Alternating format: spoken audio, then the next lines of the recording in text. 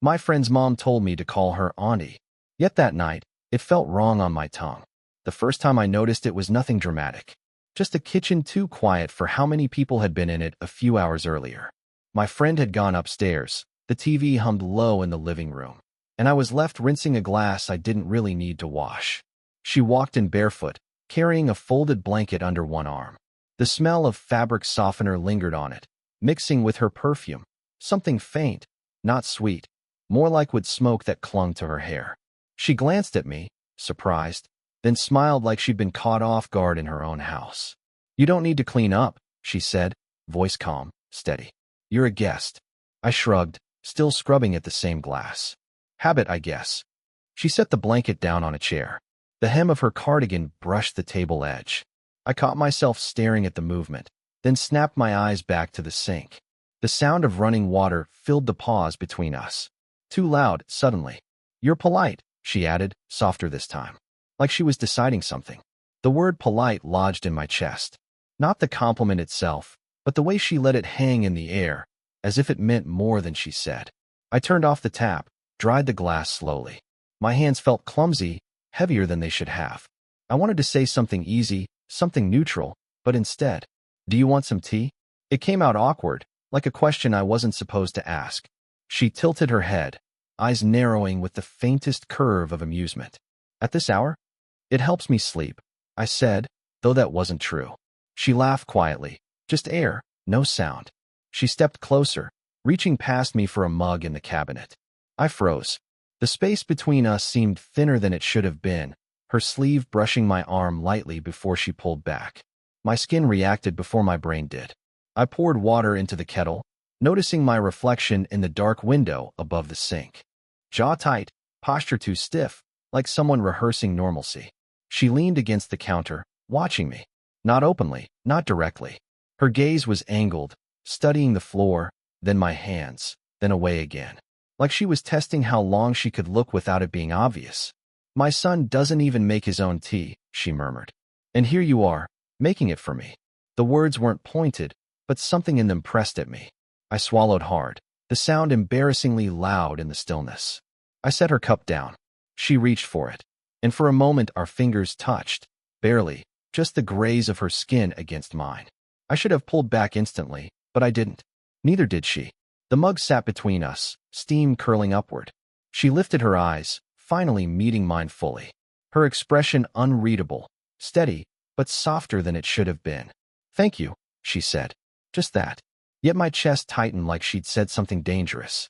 I forced a nod, gripping the counter to steady myself. The house creaked above us, my friend moving in his room, reminding me where I was, who she was. But the words still echoed in my head, twisting, reshaping. "Aunty." It no longer fit in my mouth the way it used to.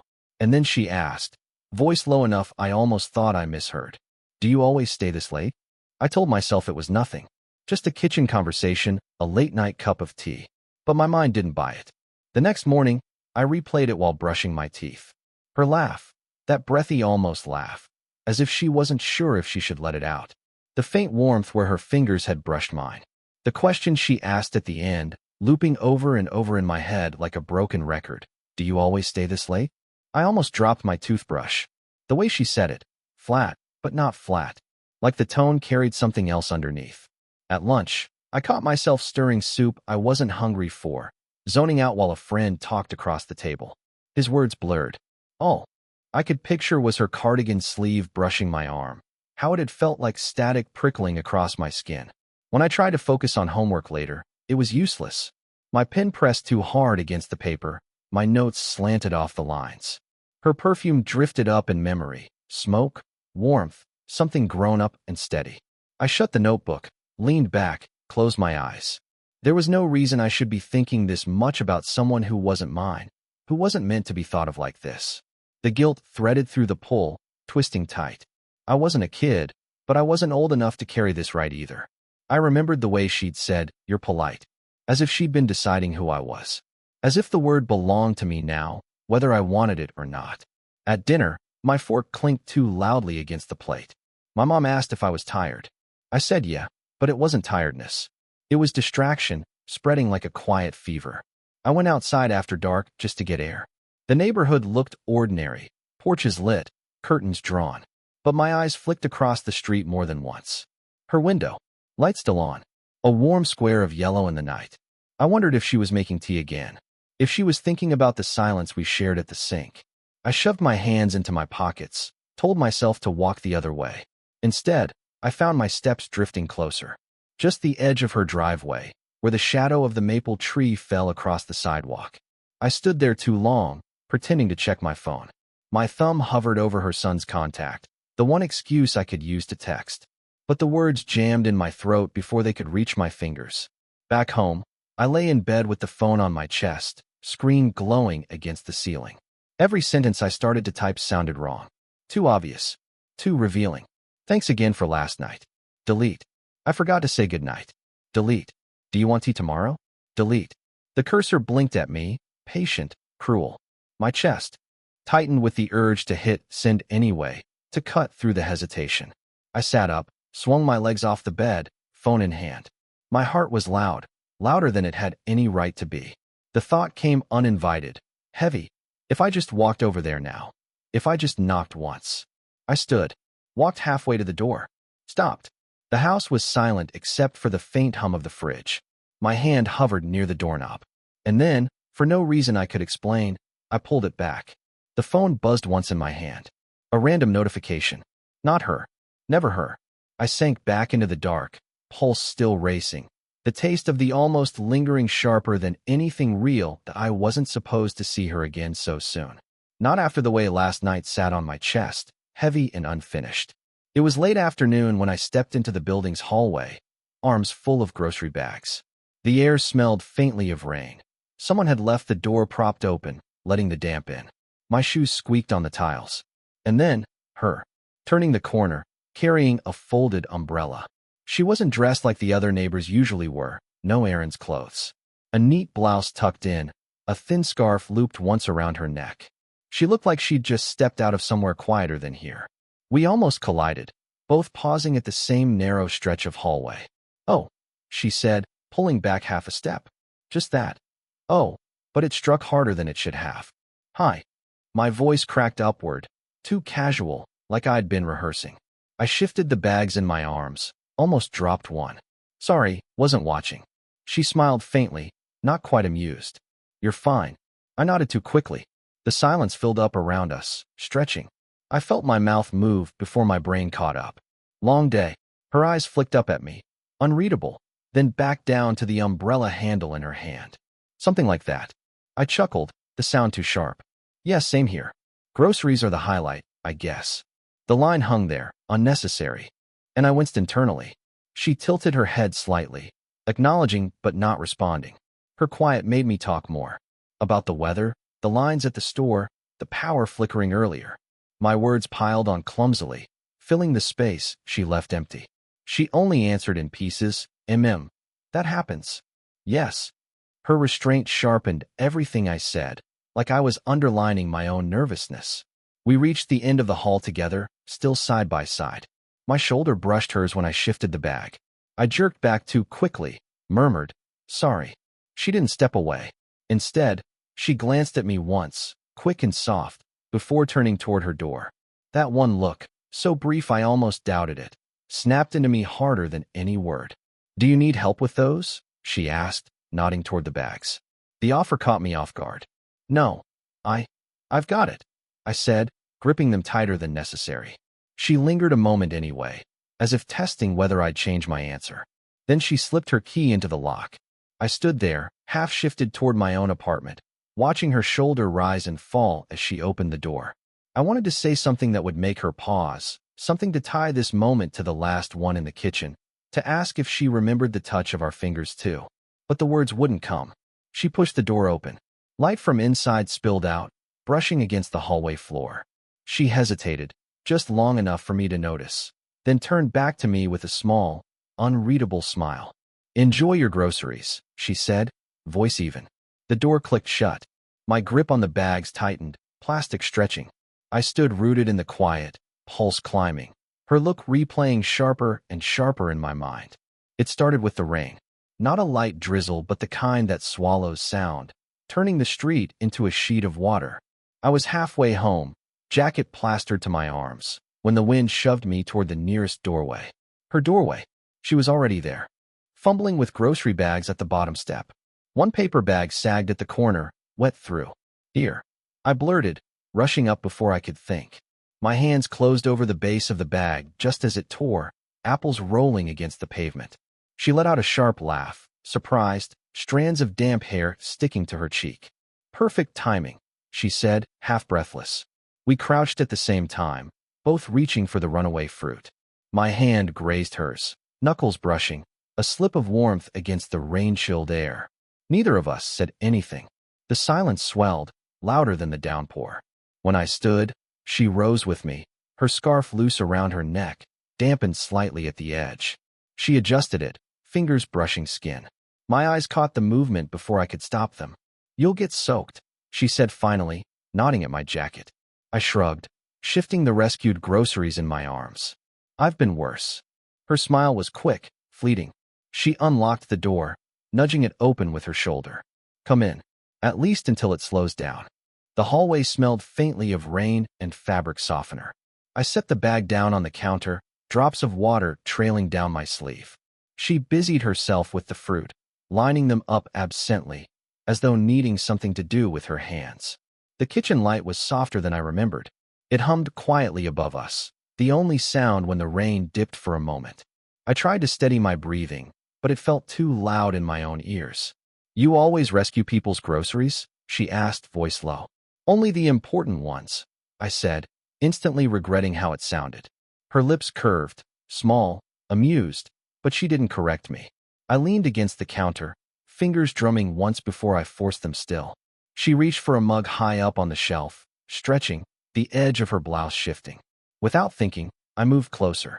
"Let me," I said, reaching above her. For a second, we were too near, my arm brushing against her shoulder as I pulled the mug down. She stilled, eyes flicking toward me. I set it in front of her, careful not to touch again, though the urge pulsed through me. "Thanks," she murmured. The rain hammered louder, as if filling the silence we left untouched. I wanted to ask if she remembered the night in the kitchen, if she'd thought about it since. Instead, I said, "Storm doesn't look like it's stopping anytime soon." She nodded slowly, her gaze holding mine a fraction longer than polite. "Then you'll have to wait here," she said, not a question. The words sat between us, heavier than the storm outside. For a moment, neither of us moved. My hand hovered near the counter's edge, inches from hers. The space between our fingers shrank, unbearably close. And then she shifted, just enough to break it, her hand drawing back as if the air had burned. The kettle clicked off with a sudden snap. We both startled, glancing at it, an interruption too convenient. But her eyes lingered on me a second longer before she turned away, as though that touch that didn't happen would follow us into the next silence. The storm didn't let up. Hours passed, though it was hard to tell how many. The sound of the rain blurred time into a single, unbroken drum. The kitchen light had dimmed against the window, turning her reflection into something soft, almost doubled. I sat at the table, the steam from the mug warming my face. She moved around the kitchen, not rushing, not lingering, just present. Every time she passed behind me, the air shifted with her scent, and my body tensed like I was waiting for something I couldn't name. At one point, she leaned over to set another apple in the bowl, her arm brushing my shoulder. The touch was nothing, an accident, but my breath snagged.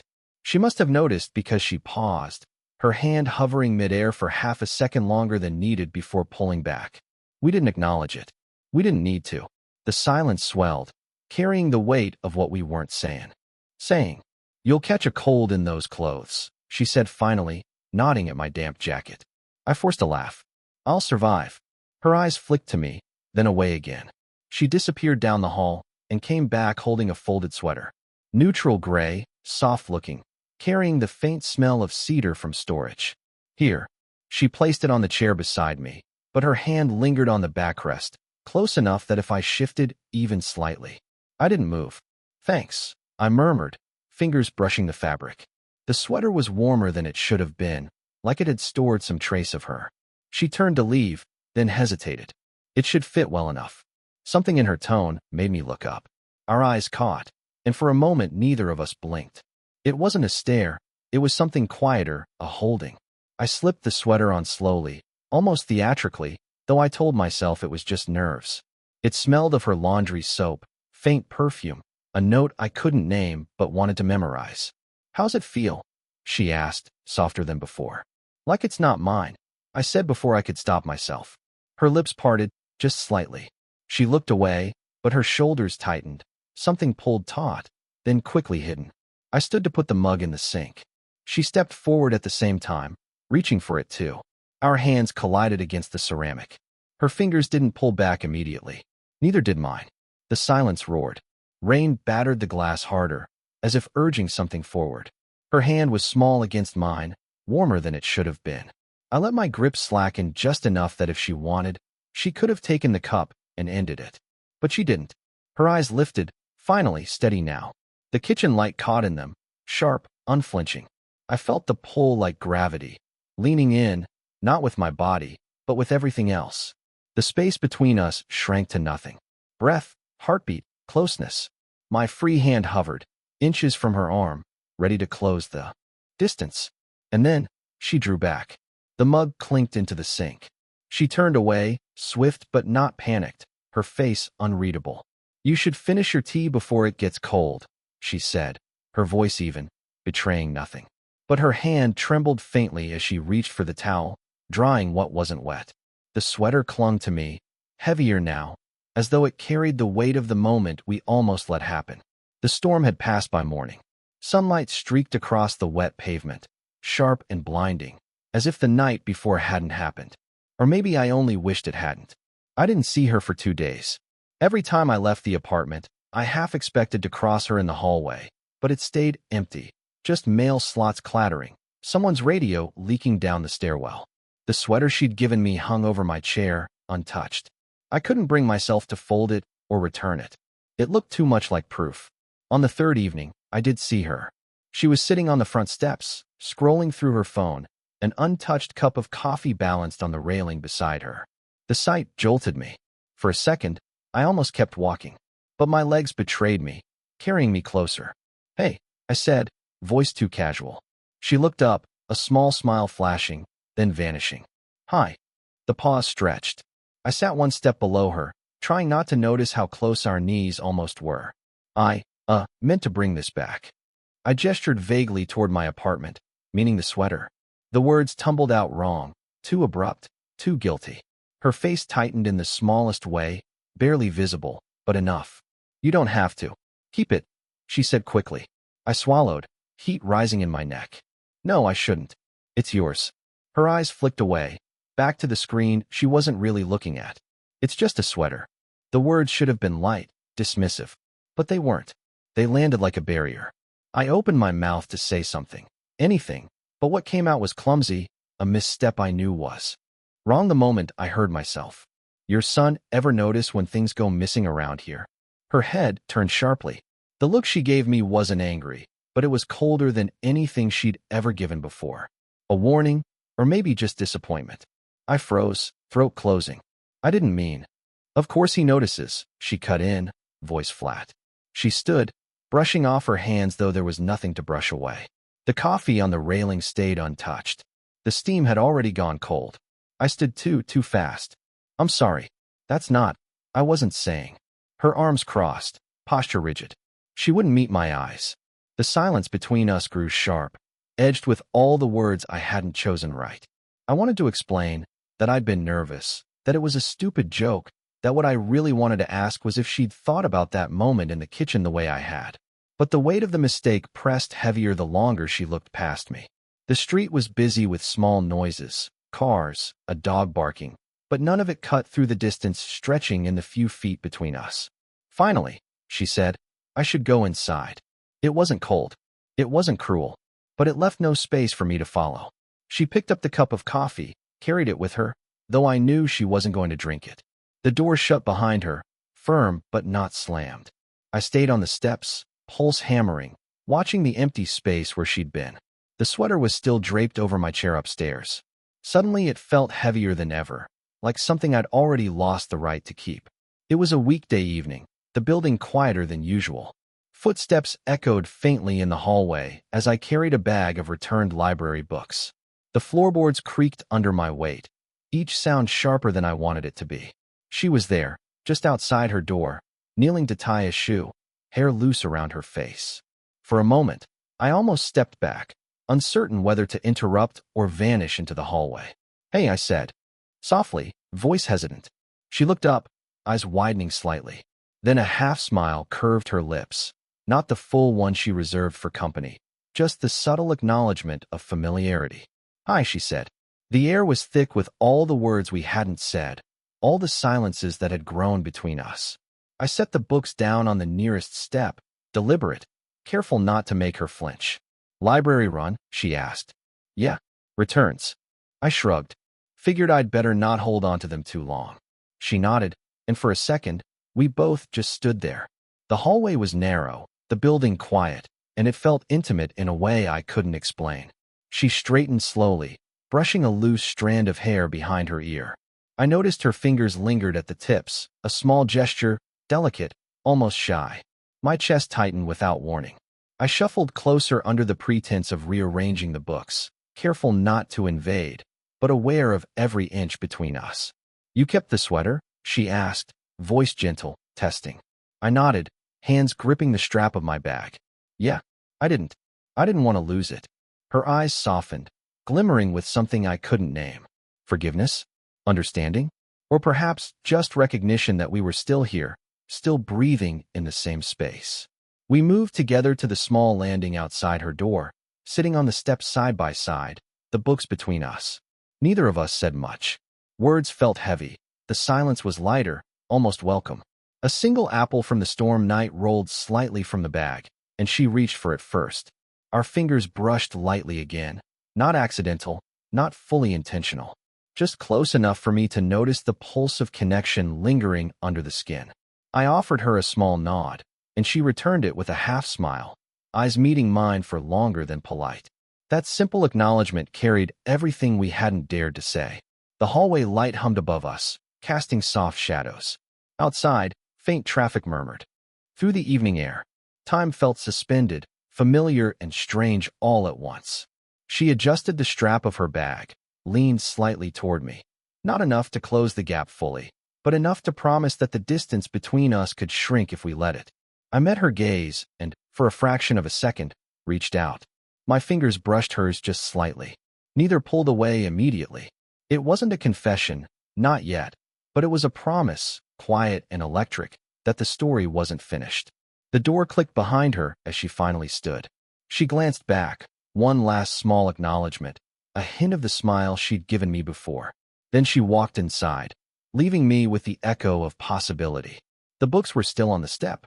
I picked them up slowly, heart still racing. And for the first time in days, I felt the tension of waiting soften, replaced by a quiet momentum. Something fragile, tentative, but alive. Did you enjoy this story? What kinds of stories would you like to hear next? What do you think will happen next between them?